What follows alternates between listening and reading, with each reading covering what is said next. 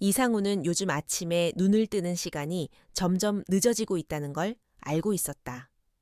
알람도 없고, 출근도 없고, 기다리는 사람도 없었다. 늦은 아침. 전자레인지에 든 밥과 남은 국으로 식사를 하고, 텔레비전을 켰지만 뉴스 소리는 귀에 들어오지 않았다. 자막만 눈에 들어올 뿐이었다. 하루가 그렇게 흘렀고, 그 다음 날도, 또 그 다음 날도 다르지 않았다. 동네를 천천히 걷고, 슈퍼마켓 앞 벤치에 앉아 지나가는 사람들을 바라보다가 돌아오면, 해는 이미 기울어 있었다. 그의 집은 한빛로 끝자락에 자리한 오래된 2층 주택이었다. 낡았지만 벽에는 시간이 만들어낸 금이 자잘하게 나 있었고 담벼락엔 이름 모를 담쟁이가 천천히 기어올랐다. 그리고 그 집의 1층 아래 반지하 공간은 수년째 창고로만 쓰이고 있었다. 그곳엔 오래된 골프백, 쓰다 만 페인트통, 한때 아내가 키우던 빈 화분들이 덩그러니 쌓여 있었다. 어느 날 오후 따뜻한 바람이 살짝 불어오던 날이었다. 상우는 문득 생각했다. 그래, 그냥 사람 소리라도 들으면서 살아야겠다. 그 말은 의외로 현실적이었다. 그는 곧장 반지하로 내려가 문을 열고 허리 숙여 쌓인 먼지와 잡동사니를 하나씩 꺼내기 시작했다. 몇 해 전만 해도 그곳은 아내가 겨울마다 김장을 했던 장소였다. 그 아내가 떠난 뒤로 상우는 그 공간을 다시 내려가 본 적이 거의 없었다. 며칠이 걸렸다. 묵은 곰팡이 냄새는 문을 활짝 열고 몇 차례 청소한 뒤에야 조금씩 사라졌고 낡은 싱크대는 조립식 새 제품으로 교체했다. 하얀색 페인트를 칠했고 작지만 햇살이 드는 창문엔 조그만 레이스 커튼을 달았다. 커튼이 살랑거릴 때마다 그는 혼잣말처럼 말했다. 그래도 따뜻한 느낌은 나야지. 전단지를 만들고 근처 게시판과 편의점 입구에 붙였다. 며칠 동안 조용했다. 그러다 어느 날 오후 전화 한 통이 걸려왔다. 안녕하세요? 혹시 그 방 아직 있나요? 목소리는 맑고 부드러웠다. 마치 오래된 라디오에서 들려오던 80년대 여가수의 목소리 같았다. 상우는 전화를 끊고도 한참 동안 그 여운에 잠겼다. 짧은 통화였지만 어쩐지 낯설지 않은 기분이 들었다. 며칠 뒤 약속한 날, 그는 현관 앞에서 그녀를 처음 마주했다. 짧은 단발머리에 회색 트렌치 코트를 입은 중년의 여성. 그녀는 상구를 보자 환한 미소를 지으며 손을 흔들었다. 안녕하세요. 저는 윤선미라고 해요. 여기 주인분 맞으시죠? 상우는 순간 당황했다. 예상보다 훨씬 생기 넘치는 인상이었고 무엇보다 젊은 느낌이 났다. 눈갠 주름이 있었지만 그보다 먼저 눈에 띈 건 그녀의 웃음이었다.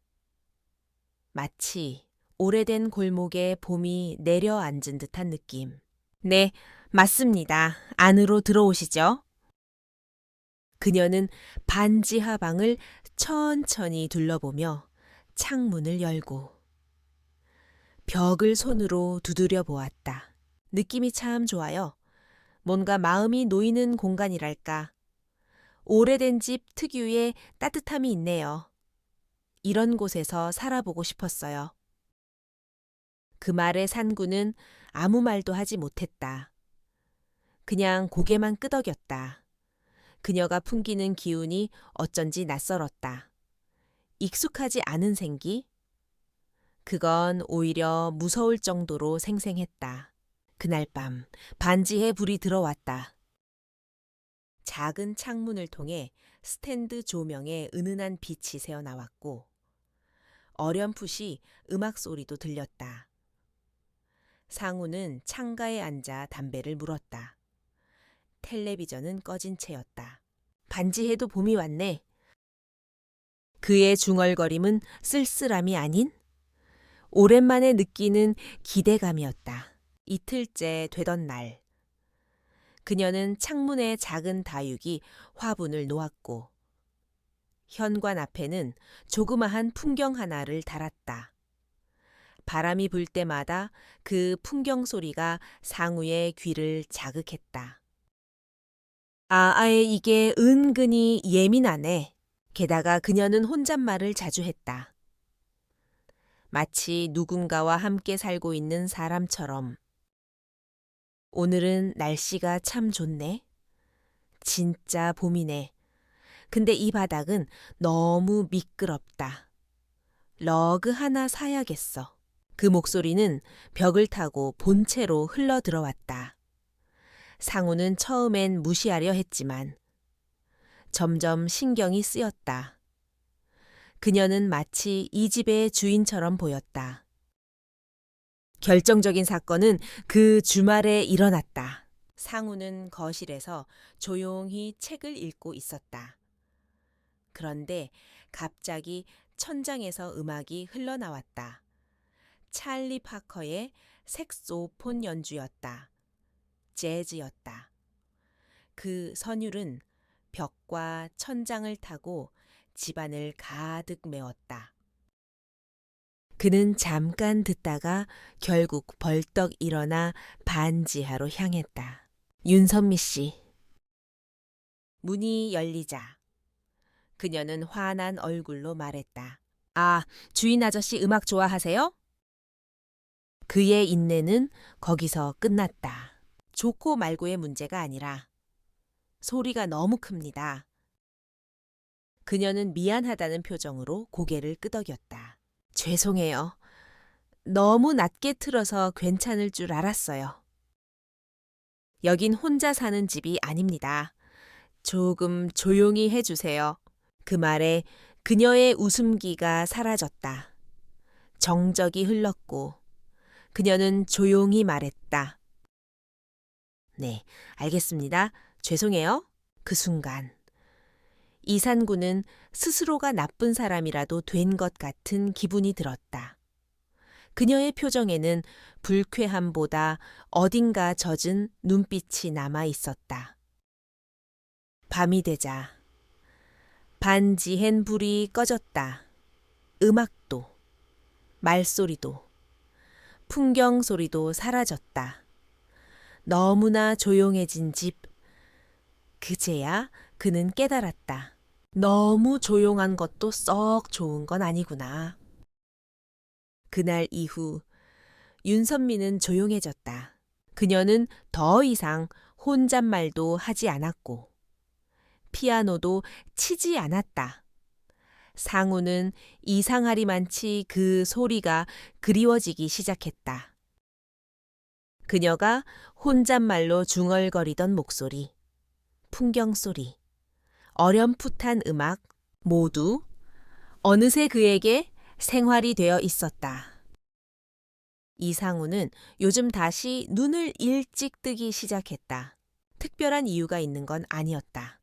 다만 창밖 작은 창문 너머로 흘러나오던 조용한 음악이 어느 날부터인가 멈춰버린 이후로 뭔가 비어 있다는 느낌이 들었다. 예전엔 조용함이 일상이었지만 이제 그 조용함이 왠지 더 크게 느껴졌다. 그냥 말 좀 걸어볼까? 그는 몇 번이나 생각했다. 하지만 괜히 불편해할까봐 문 앞에서 한참 서성이다 돌아오기를 반복했다. 며칠 뒤에 어느 밤 그는 부엌에서 찬물을 끓이고 있었다. 그때였다. 조용히, 정말 조용히 피아노 소리가 들려왔다. 아주 낮은 볼륨, 전자 피아노 특유의 맑지만 약한 음색, 귀 기울이지 않으면 놓칠 정도의 소리였다. 그는 컵을 손에 쥔 채 창가로 다가갔다. 반지하 창문이 아주 조금 열려 있었다. 불빛은 흐릿했고 커튼 너머로 그림자 하나가 천천히 움직이고 있었다. 익숙한 멜로디, 어디서 들어본 곡이었는지 곧 떠올랐다. 아주 오래전, 아내와 함께 살던 시절, 일요일 아침 라디오에서 흘러나오던 쇼팽의 녹턴. 상우는 찻잔을 식탁 위에 내려놓고 깊게 한숨을 쉬었다. 다음 날 우연히 마주친 계단 위에서 그가 먼저 말을 걸었다. 어제 피아노 잘 치시네요. 윤선미는 잠시 놀란 듯했지만 곧 웃었다. 들리셨어요? 죄송해요. 이어폰 끼면 어색해서 그냥 살짝 볼륨 줄였거든요. 아니요, 괜찮았어요. 오히려 좋았어요. 그 곡. 익숙하더라고요. 쇼팽의 녹턴이에요. 저희 남편이 좋아하던 곡이었거든요. 그 말에 산구는 멈칫했다. 좋아하던이라는 말은 지금은 그가 곁에 없다는 것을 의미했다. 그녀는 조용히 고개를 끄덕이며 덧붙였다. 예, 벌써 8년 됐네요. 그 사람 떠난 지. 그녀의 미소는 여전히 온화했지만 그 안엔 깊은 슬픔이 고요히 스며 있었다. 가끔 그 곡을 치면 마치 그 사람이 부엌에서 커피를 내리고 있을 것 같은 기분이 들어요. 상우는 아무 말도 하지 않았다. 그저 고개만 천천히 끄덕였다. 그녀는 그렇게 자신의 이야기를 꺼내놓고는 아무렇지 않게 인사하며 계단을 내려갔다. 그날 밤 상우는 오랜만에 불을 끄지 않고 잠들었다. 반지에서 들려오는 조용한 피아노 소리가 마치 누군가의 마음이 조심스럽게 그의 가슴을 두드리는 듯했다. 며칠 뒤 상우는 늦은 오후 동네 산책을 마치고 돌아오던 길이었다.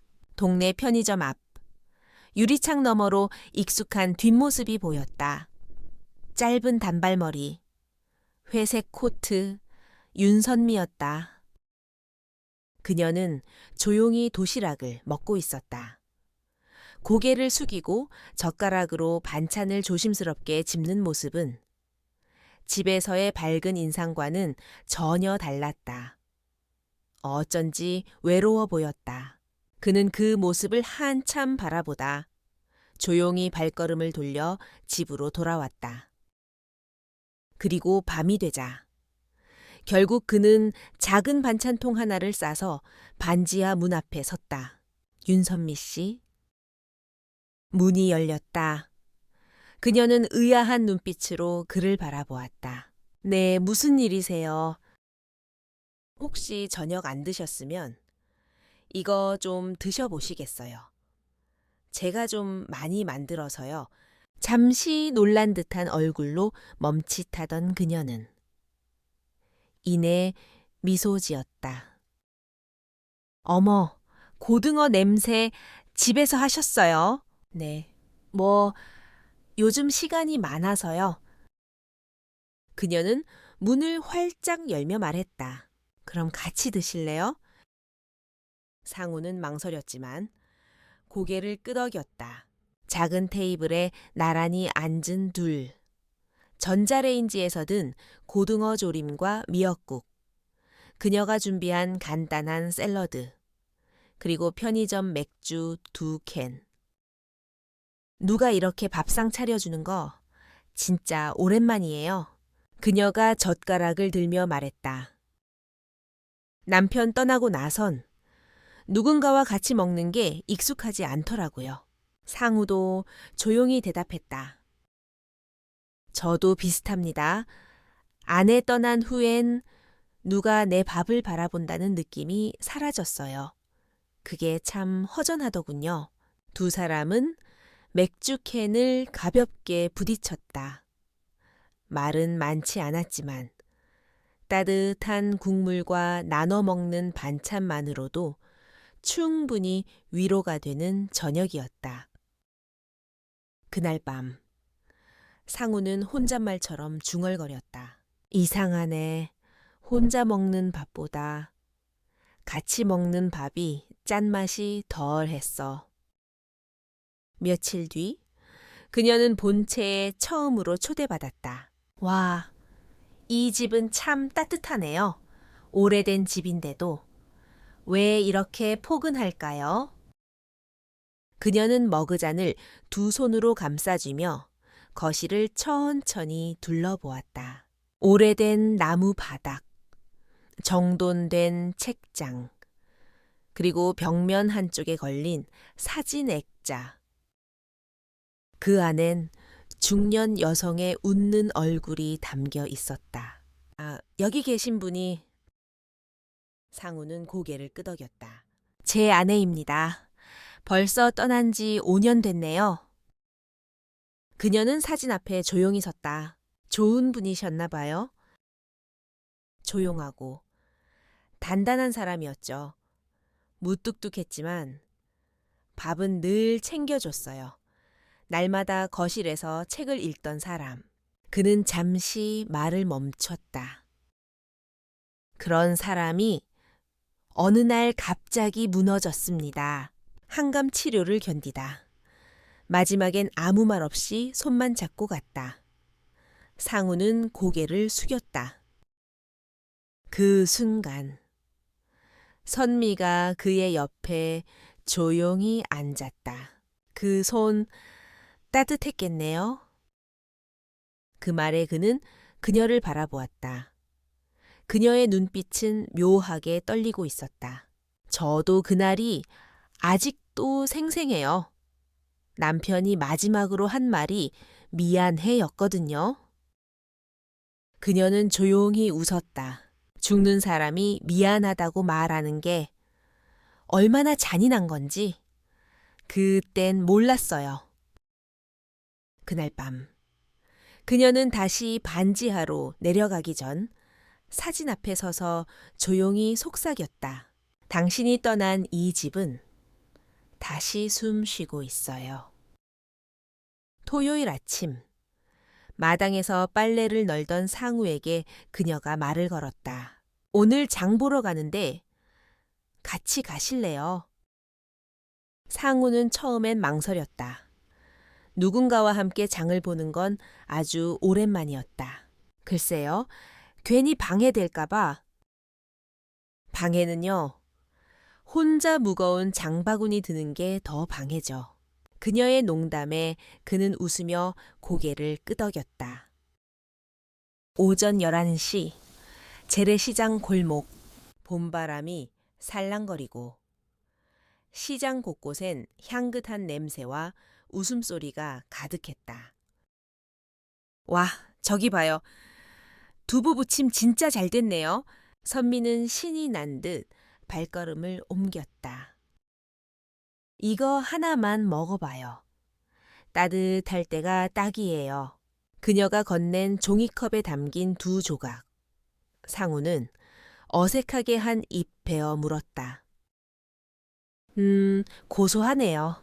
그쵸. 삶이 딱 이 맛이에요. 겉은 바삭하고, 속은 말랑하고, 좀 짜긴 하지만요. 그는 웃음을 터뜨렸다. 표현이 꽤 시적이네요. 그날 딸기 한 팩, 멸치 한 봉지, 된장을 사 들고 돌아왔다. 짐은 무거웠지만 마음은 가벼웠다. 집으로 돌아오는 골목길. 선미가 문득 멈춰 섰다. 이상우 씨, 오늘 정말 고마웠어요. 그녀의 말에 산구는 눈을 피했다. 그 말은 자신에게도 꼭 들려주는 말 같았기에 저도요. 오늘 좋은 봄날이었습니다. 햇살 아래. 그녀의 눈가와 주름이 유독 아름다웠다. 상우는 생각했다. 나의 인생에도 혹시 아직 봄이 남아 있었던 걸까? 며칠째 윤선미는 자주 외출했다.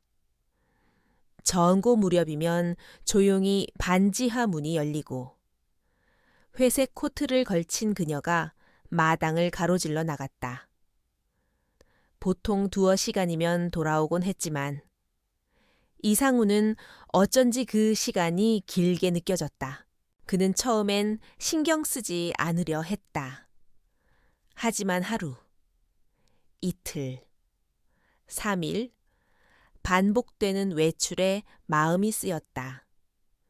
그녀는 평소 집에 머무는 시간이 많았고 대부분 혼자서 피아노를 치거나 조용히 차를 마시던 사람이었다. 어느 날 오후 마당에서 마주쳤다. 오늘도 어디 다녀오셨어요? 선미는 살짝 웃으며 말했다. 그냥 좀 다녀올 때가 있어서요. 사람 만나는 거. 요즘은 일부러라도 하려고 해요. 아프기 전에요. 그 말은 조용히 던져졌지만 상우의 귀엔 너무 또렷이 꽂혔다. 아프기 전에요? 그녀는 웃으며 얼버무렸지만 그 눈빛이 흔들렸다. 그 순간 상우는 직감했다. 그녀는 무언가를 숨기고 있었다. 그리고 그것은 단순한 생활상의 문제가 아니었다. 며칠 후 그는 결국 결심했다. 그녀가 외출하자 그는 멀찍이 따라 나섰다. 자신에게 궁금해서라고 합리화했지만 사실은 걱정이었다. 어쩌면 두려움이었다.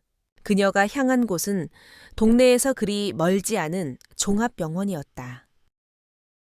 진료동 입구 앞 벤치에 앉아 있는 그녀의 모습이 보였다. 고개를 숙인 채 양손으로 종이봉투를 움켜쥐고 있었다. 표정은 보이지 않았지만 그녀의 어깨가 아주 작게 떨리고 있었다. 상우는 그 자리에 오래 서 있지 못했다. 조용히 돌아섰다.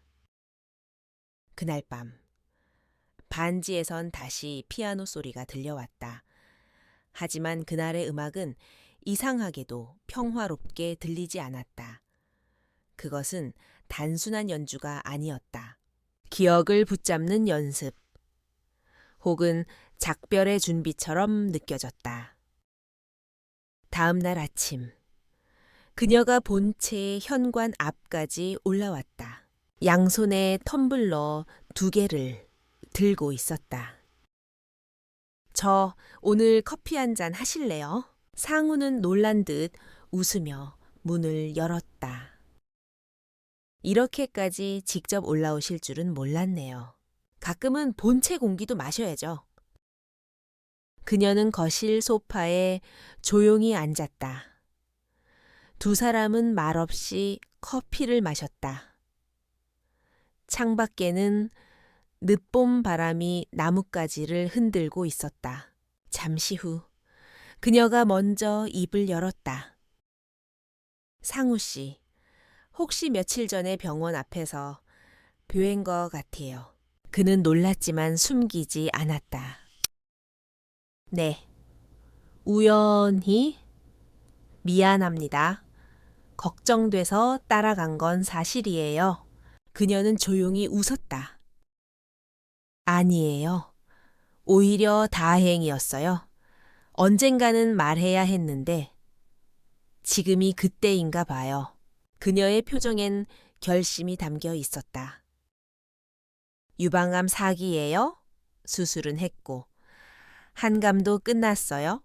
근데 간으로 전이 가능성이 있다고 하더라고요. 그 말에 산구는 아무 말도 할 수 없었다. 시간마저 멈춘 듯 했다. 그래서 사실 이 집도 오래 있을 생각은 아니었어요. 떠나기 전에 딱 한 번 누군가와 사람답게 지내보고 싶었어요. 상우는 겨우 입을 열었다. 근데 왜 저였습니까? 그녀는 작게 웃었다. 처음 통화할 때 목소리가 너무 조용하셨어요. 그 조용함이 이상하게 좋았어요. 마치 제가 뭘 말해도 다 안아줄 것 같은. 상우는 텅 빈 잔을 내려놓으며 조용히 말했다. 윤선미 씨, 그냥 있어 주세요. 떠나야 할 이유가 있어도 아직은 떠나지 말아 주세요. 하지만 그녀는 고개를 저었다.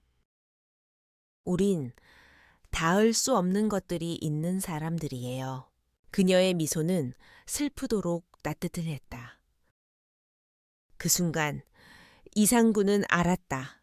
이 사람을 붙잡고 싶어질수록 그녀는 더욱 멀어지고 있다는 걸.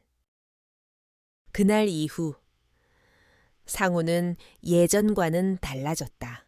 그녀가 반찬을 들고 오면 함께 밥을 먹었고 장을 보러 나가면 슬며시 따라 나섰다. 밤에는 창가에 기대어 그녀의 피아노 소리를 끝까지 들었다. 그녀는 여전히 웃고 있었지만 상우는 그 웃음 너머의 불안을 느꼈다. 어느 날 그는 조심스레 물었다. 혹시 가족은 없습니까? 그녀는 한참 말이 없었다. 그러다 담담하게 대답했다. 딸이 하나 있어요. 멀리 살고 있고 거의 연락 안 해요. 왜요?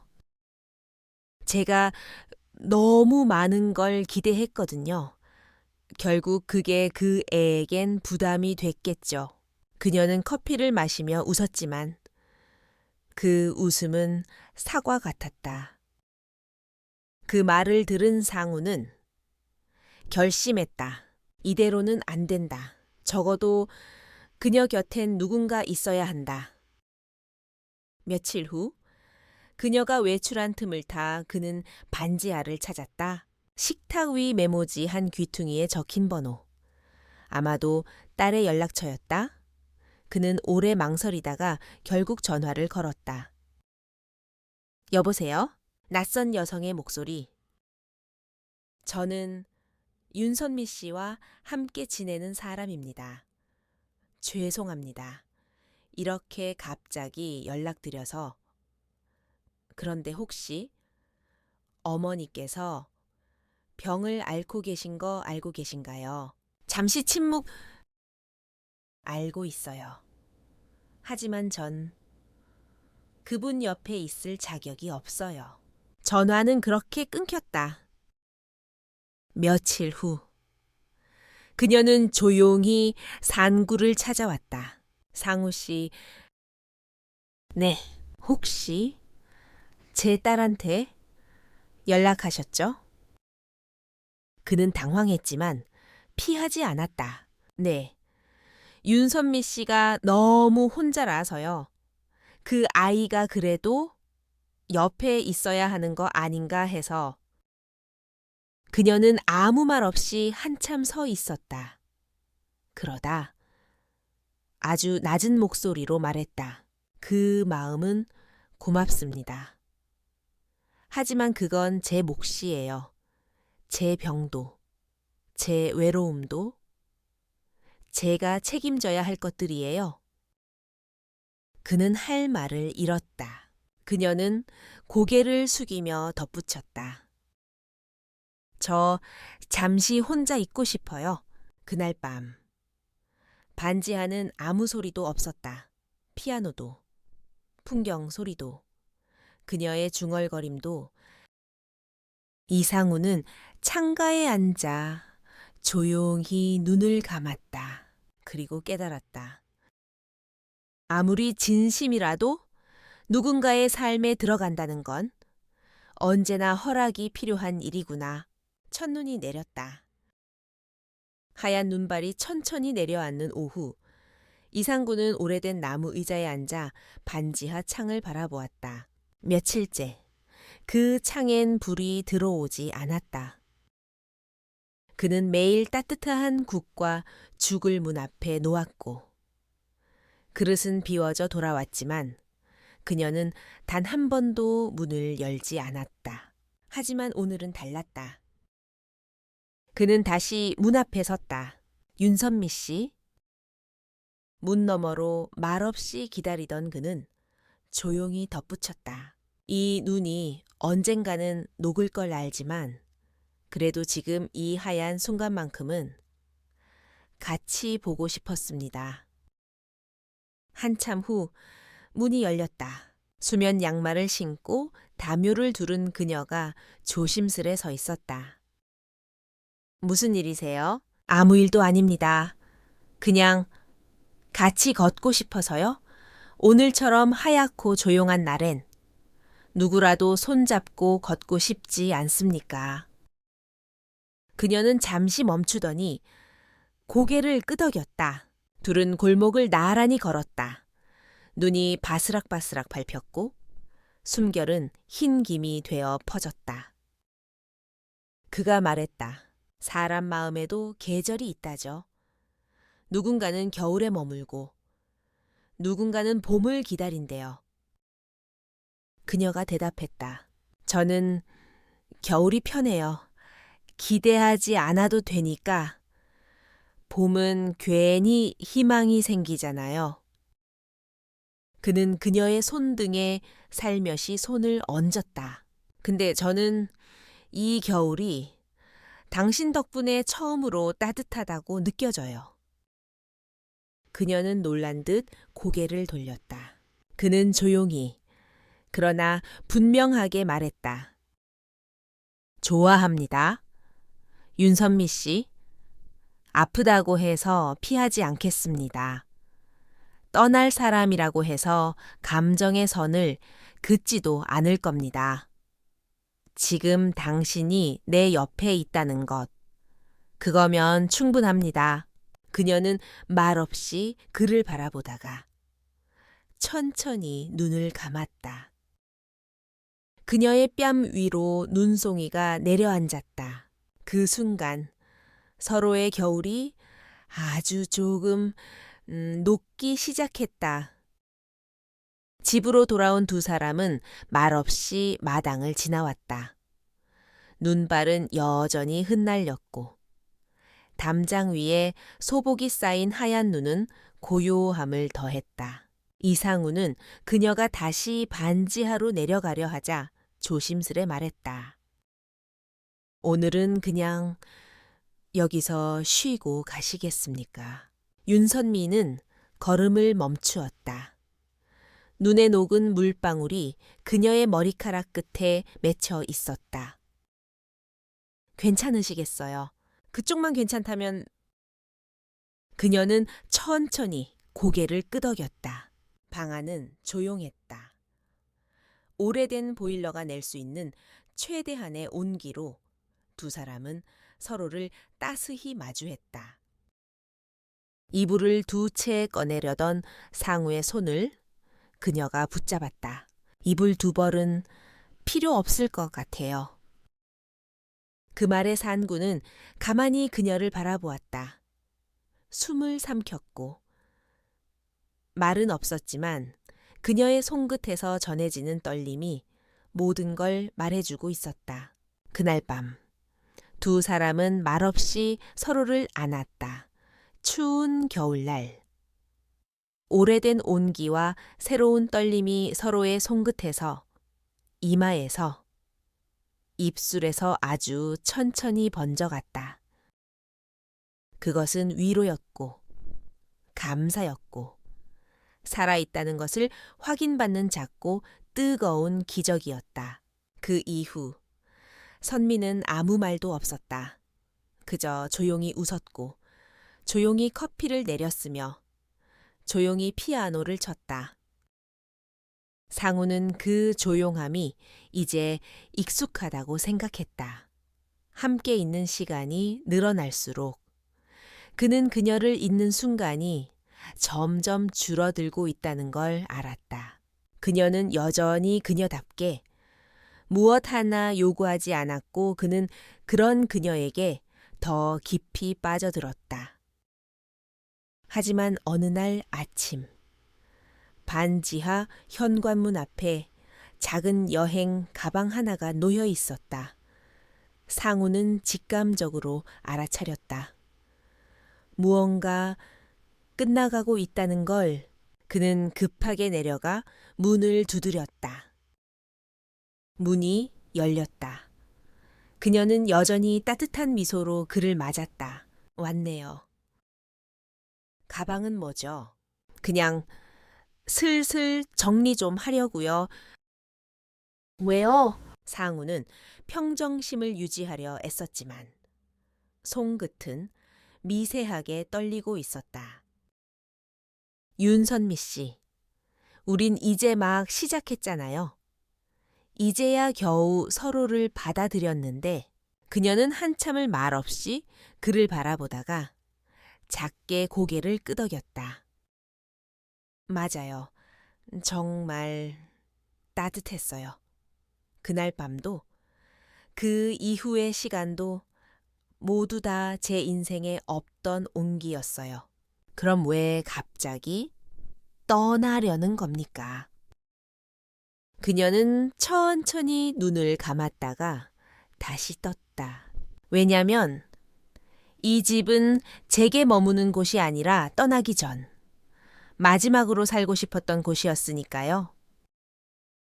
그 말은 상우의 가슴을 조용히 찔렀다. 그건 제 마음도 마찬가지입니다. 그녀는 미소를 지었다. 하지만 상우 씨에겐 시간이 있어요. 전 더 이상 뒤로 미룰 시간이 없어요. 그 말 너무 슬프네요. 앞으로 병원 치료, 반복될 싸움, 그런 거 다 지켜보게 하고 싶지 않아요. 그는 조용히 그녀의 손을 잡았다. 저는 끝까지 같이 있을 수 있습니다. 그녀는 작게 웃었다. 그래서 더 미안해지잖아요. 당신은 괜찮다 하겠지만 내가 그 괜찮음 위에 눕는 순간부터 당신 인생도 멈추게 되니까요. 그 말은 너무 정확해서 상우는 더 이상 말을 잇지 못했다. 그날 밤 반지엔 다시 불이 꺼졌다. 그녀는 그 이후 아무 말 없이 시간을 정리하기 시작했다. 다음 날 아침 상우는 그녀가 머물던 방에 들어섰다. 그곳엔 여전히 따뜻한 공기가 남아 있었지만 그녀의 처는 더 이상 없었다. 작은 서랍 위엔 편지 한 장이 놓여 있었다. 상우 씨에게 사람의 인연이란 게 정말 이상해요. 저는 죽음을 준비하던 사람이 아니라 다시 살아보고 싶었던 사람이 될 수 있었어요. 당신 덕분에요. 저는 이제 제 시간을 다 썼지만 당신은 아직 남은 시간이 있으니 누군가의 마지막이 아닌 누군가의 시작이 되어주세요. 언젠가 꽃 피는 어느 오후에 제 생각이 나면 그날은 꼭 먹고 싶은 걸 마음껏 드세요. 그거면 충분해요. 마지막 입주자 윤선미 드림. 그는 편지를 조심스럽게 접어 가슴에 안았다. 그리고 말없이 아주 오래도록 자리에 앉아 있었다. 그 후 몇 주간 그는 거의 말을 하지 않았다. 그녀가 떠난 지 어느덧 한 달이 지났고 그녀의 흔적은 반지하뿐 아니라 본차의 곳곳에도 남아 있었다. 창문 손잡이, 식탁 위 작은 흠집들, 그리고 서랍 안에 남겨진 녹슨 티스푼 하나, 모두 그녀가 머물렀던 증거였다.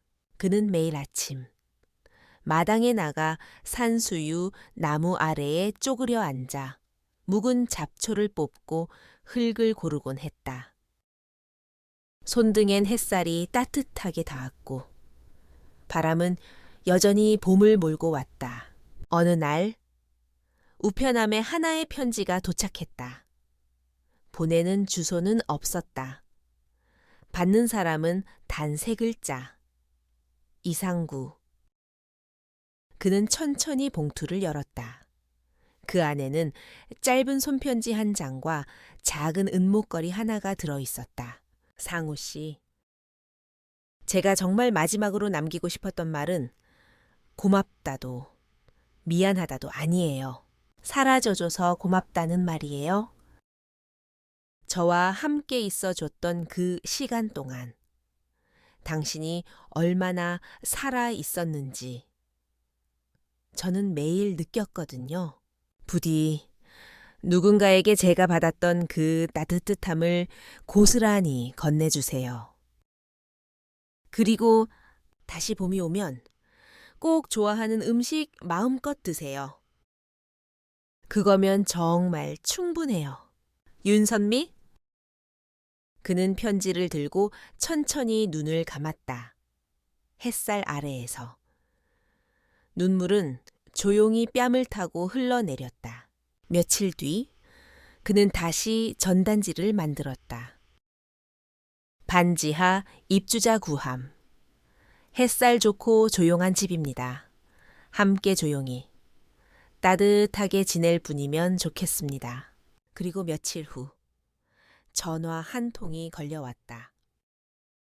혹시 방 아직 있나요? 밝고 젊은 여성의 목소리였다. 이상우는 창밖을 바라보며 조용히 대답했다. 예, 있습니다. 그리고 문득 웃었다. 그녀가 떠난 자리는 여전히 비어 있었지만 그 빈자리에 지금 새로운 계절이 피어나고 있었다. 윤선미가 떠난 지 3달째 되는 날이었다. 이상우는 여느 날과 다름없이 아침 일찍 마당에 나섰다. 밤새 내린 봄비에 산수유 꽃망울이 더 붉게 물들어 있었다. 그는 무릎을 꿇고 담장 아래 고인 물을 살피며 잡초 몇 개를 뽑았다. 젖은 흙 냄새와 바람에 섞인 꽃향기가 코끝에 맴돌았다. 이젠 진짜 봄이구나. 그는 혼잣말처럼 중얼이며 손등에 흙을 털었다. 요즘 그는 전보다 조금 더 부지런해졌다. 아침엔 정해진 시간에 일어나 마당을 둘러보고 점심엔 반찬을 만들어 식탁에 올리고 저녁이면 창가에 앉아 책을 읽다가 가끔은 선미가 남긴 전자 피아노 앞에 앉아 아주 느린 손놀림으로 음계를 더듬었다. 그는 한 번도 악보를 본 적 없었지만 기억 속의 멜로디를 흉내 내듯 쇼팽의 녹턴 몇 음절을 어설프게 따라 눌렀다. 피아노 위에는 여전히 그 목걸이가 놓여 있었다. 작고 얇은 은사슬, 빛바랜 메모지 위에서 햇빛을 받을 때마다 아주 약하게 반짝였다. 어느 날 오후, 그는 집 앞 커피집에서 텀블러를 들고 나오는 한 여성과 마주쳤다. 갓 30대 초반쯤 되어 보이는 젊은 여성. 긴 생머리를 질끈 묶었고 손엔 노트북 가방이 들려 있었다. 저기요, 혹시 여기... 그녀는 전단지를 들고 조심스럽게 물었다. 반지하 방 아직 있나요? 상우는 잠시 그 자리에 멈춰 섰다. 몇 달 전 윤선미가 전화를 걸어오던 그 날이 문득 떠올랐다. 비슷한 말투, 비슷한 호흡. 그러나 전혀 다른 사람. 그는 고개를 끄덕였다. 예, 있습니다.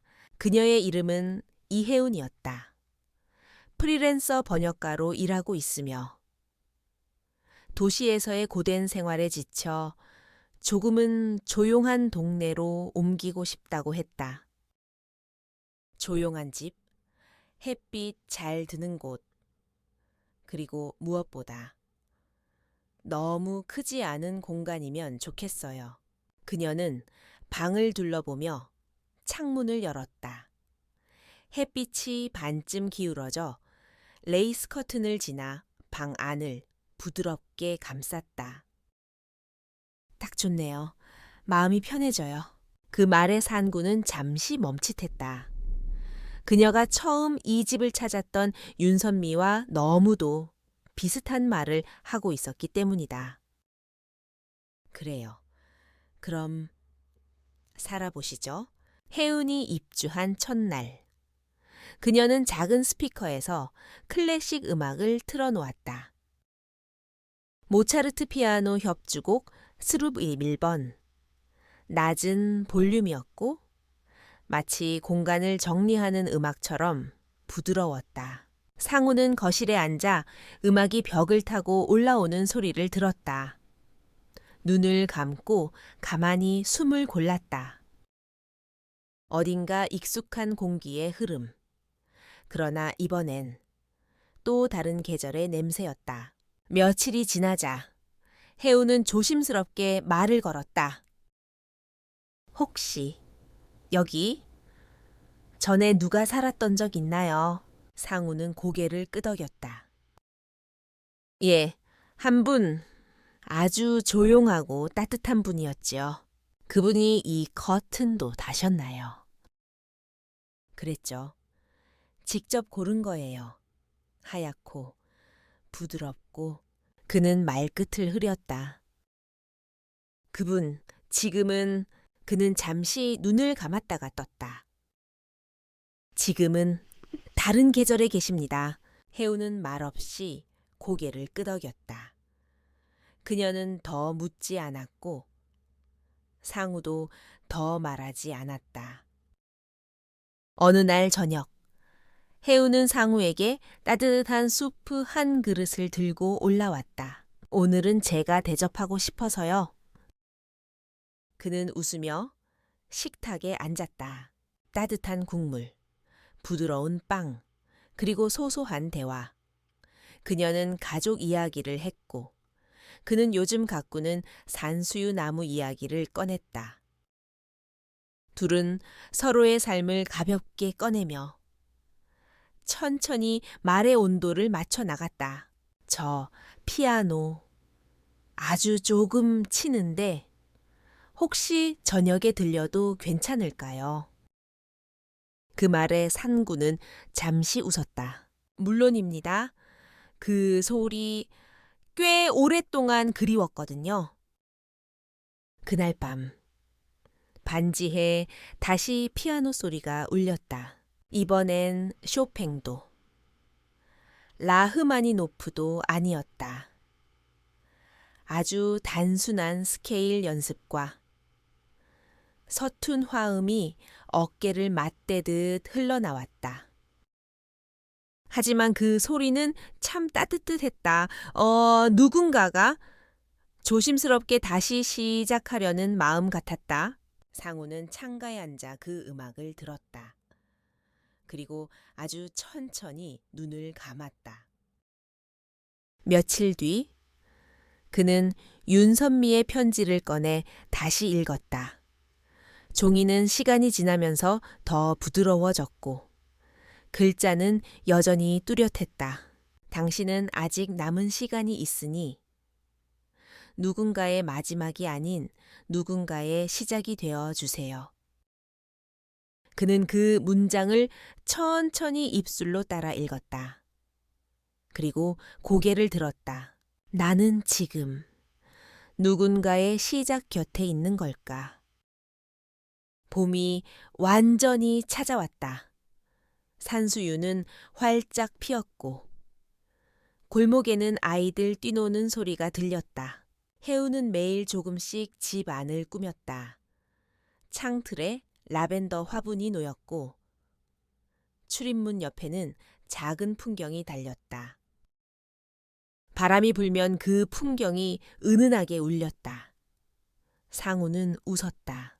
참, 이 소리 익숙하네요. 어느 날 혜운이 반찬을 들고 다시 올라왔다. 이거, 어제 많이 했어요. 같이 드실래요? 그는 식탁을 차리고 맥주 2캔을 꺼냈다. 그들은 건배도 없이 조용히 한 모금씩 마셨다.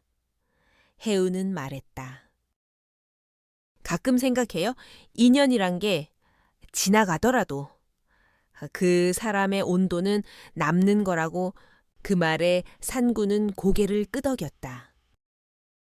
그 온도가 오래된 집에 스며들면 그 집은 다시 살아 숨 쉬게 되죠. 두 사람은 말없이 미소 지었다. 그리고 그날 밤 창가에 앉은 산구는 창밖을 바라보다 중얼거렸다. 그녀가 떠난 자리는 여전히 비어 있지만 그 빈자리에 누군가가 온기를 놓고 가고 있구나. 사람은 누군가의 삶을 통과할 수는 있지만 누구도 완전히 머물 수는 없습니다. 하지만 아주 짧은 시간이라도 누군가의 마음속 봄이 되어줄 수 있다면 그것만으로도 우리의 인연은 충분히 아름답습니다.